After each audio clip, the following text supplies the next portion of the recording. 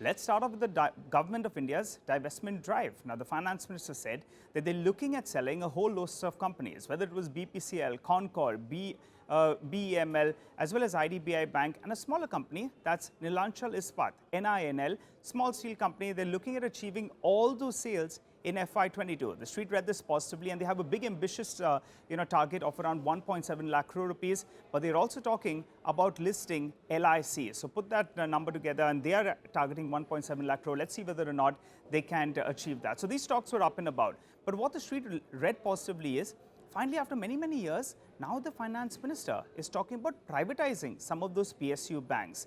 Now, she said that they're looking at privatizing 2 PSU banks as well as 1 insurance company. And the street read that positively. She didn't mention actually which were those 2 PSU banking names that she's talking about. But a lot of those smaller PSU banks that haven't come up for merger in the past couple of years, well, they did move higher. Whether you're talking about Bank of Maharashtra, you had IOB, a lot of those banking names, Central Bank of India, all of them did move up. They also spoke about setting up an ARC for bad assets. Now that will help particularly the weaker banks. Moving to the infra push then, you had L&T as well as cement companies. They did come in for some profit booking after rather good numbers in the last few days. But those stocks, they were really on fire in today's trading session. One factor that stood out was that the capital expenditure that the Finance Minister outlined for this year is at around 5.5 lakh crore. Remember, most of the street was working with a number of around 4.5 to around 4.6 lakh crore. So that was higher than what the street was working with. And even if we're looking at it on a year-on-year basis, well, that will be an increase of close to around 35%. So thumbs up out there. If there's going to be a capital expenditure push that's going to come about, then L&T as well as cement companies, they are bound to gain on that front. There was also another factor that played out. They spoke about setting up the DFI. Now, that's a development financial institution, and they said this will help lending to the industry on the whole, and they have a target of around 5 lakh crore in the next 3 years or so.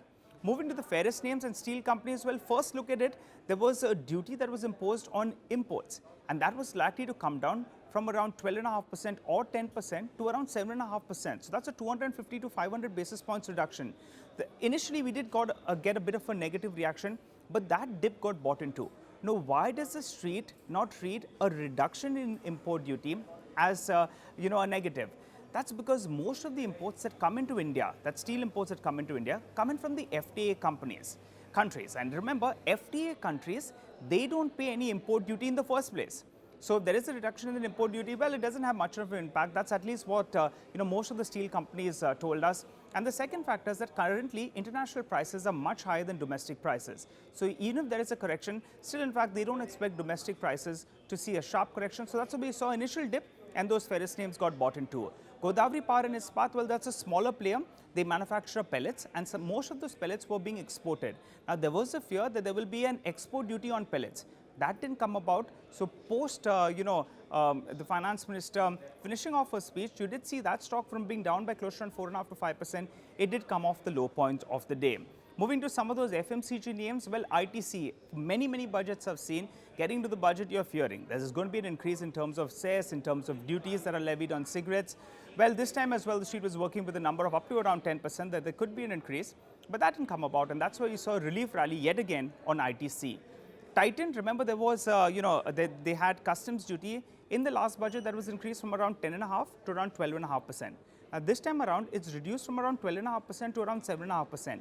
But net it goes up to around 10%. I'll tell you why. Because they have, introduced an agricultural infra and development cess that will add close to around 2.5% odd. So basically, the duties that were at around 10%, it went to 12% in the last budget, and now it's back down effectively to around 10%. The street read that positively as well, and that's why that stock was up and about. And finally, insurance companies, they were in focus after the FDI in insurance companies will be raised to around 75% from around 49%.